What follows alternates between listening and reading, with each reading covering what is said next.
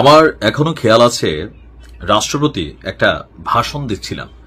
তো ওই সময় সম্ভবত ঘূর্ণিঝড় বা কোনো কিছু আসছিল। তো পাশ থেকে ওনাকে একজন আর্মি অফিসার বলছিল যে স্যার ঘূর্ণিঝড় আসছে। তো তিনি এতটাই সাহসী হাসতে হাসতে বলছিলেন আমি নিজেই তো সাইক্লোন, তুফান, তারপর হচ্ছে কি জানি সুনামি, আগাগোড়া মানে পা থেকে মাথা পর্যন্ত কলিজায় ভরপুর কিন্তু আমাদের বর্তমান রাষ্ট্রপতি শাহাবুদ্দিন ওরফে চুপ্পু সাহেব। আওয়ামী লীগ সরকার কর্তৃক যিনি মানে একদম রাতারাতি আসলে জিরো থেকে হিরো হওয়ার সুযোগ পেয়েছেন শেখ হাসিনার দয়ায়, তিনি হচ্ছেন আমাদের মাননীয় রাষ্ট্রপতি জনাব শাহাবুদ্দিন চুপ্পু। তো এই যে গত এক বছর রাষ্ট্রপতি শাহাবুদ্দিন চুপ্পুর উপর ঝড় বয়েছে, সাইক্লোন, টর্নেডো, অনেক কিছু বয়ে গেছে। তবে বিএনপির কারণে কোথাও না কোথাও তিনি কিন্তু তার এই পথটাতে এখনো আসীন আছেন। এই যে বর্তমান পরিস্থিতিতে আগামীকালকে জুলাইয়ের ঘোষণাপত্র প্রকাশিত হতে যাচ্ছে। তো আজকের দিনে এসে আমাদের রাষ্ট্রপতি যে বক্তব্য দিয়েছেন, এই বক্তব্য শুনে আমি 100% শিওর শেখ হাসিনা তিনি নিশ্চয়ই অবাক হয়েছেন, আশ্চর্য হয়েছেন যে হায় রে চুপ্পু, সময় বুঝা তুমিও কথা বলে, স্নেহ করে ডাকে আর কি। যাই হোক, কি এমন বক্তব্য দিচ্ছেন যে শেখ হাসিনার ঘুম প্রায় হারাম করে দিচ্ছেন। রাষ্ট্রপতি শাহাবুদ্দিন চুপ্পু বলছেন জুলাই গণ অভ্যুত্থান ছিল দীর্ঘদিনের বঞ্চনা, দুঃশাসন, দুর্নীতি, লুটপাট, গুম, খুন, অপহরণ, ভোটাধিকার হরণ সহ সব ধরনের অত্যাচার, নিপীড়নের বিরুদ্ধে তরুণ প্রজন্ম এবং আপামর জনতার ক্ষোভের বিস্ফোরণ। এই প্রত্যেকটা ওয়ার্ড কিন্তু বাস্তব।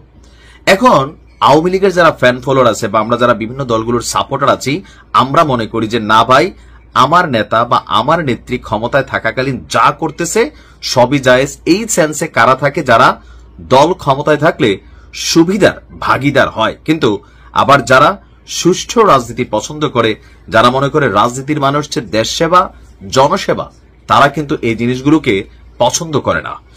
তো রাষ্ট্রপতি চুপ্পুর এই বক্তব্য শেখ হাসিনার যে শাসনামল, সেই শাসনামলের একটা ভয়াবহ চিত্র কিন্তু তুলে ধরেছে। এখন এই ঘটনাগুলো কি বাংলাদেশে ঘটছে? অবশ্যই ঘটছে, ডেফিনেটলি ঘটছে।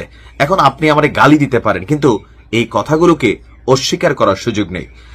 রাজনৈতিক প্রতিহিংসার যেই মানে রূপরেখা আওয়ামী লীগের 15 বছরে আমরা দেখেছি, গত এক বছরেও এই রূপরেখা কিন্তু কম দেখি নাই। যে আওয়ামী লীগ শাসনামলে যারা বিএনপি জামাত করত, তাদেরকে রাজনৈতিকভাবে বা সরকারের বিরুদ্ধে যারাই কথা বলতো, তাদেরকে সরকারিভাবে রাষ্ট্রীয় যন্ত্র ব্যবহার করে দমন নিপীড়ন করা হতো, পলিটিক্যালি ক্যারিয়ার ধ্বংস করা হতো, যাকে যেভাবে দরকার ওইভাবে সাইজ করা হইতো।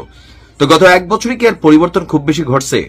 হ্যাঁ, কিছুটা উন্নতি হয়েছে, বাট একবারে যে সব বদলাই গেছে তা কিন্তু না। গেল 3 দিন আগে হিউম্যান রাইটস ওয়াচের যুক্তরাষ্ট্রভিত্তিক যে সংস্থা, তারা কিন্তু একটা প্রতিবেদন দিয়েছে যে এখনো বাংলাদেশে আমরা দেখি কথায় কথায় কি ছিল, আওয়ামী লীগ বলতো তুই শিবির, তুই জামাত, আর এখন বলা হয় তুই আওয়ামী লীগের দোসর।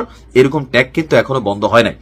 তো শাহাবুদ্দিন চুপ্পু তিনি আপনার বলছেন যে এই বৈষম্যমূলক ফেসিবাদী ব্যবস্থাকে বিলুপ্ত করে গণতন্ত্রের পুনঃপ্রতিষ্ঠা, জনগণের ক্ষমতায়ন এবং মত প্রকাশের স্বাধীনতাকে সুনিশ্চিত করাই ছিল জুলাই অভ্যুত্থানের মূল লক্ষ্য।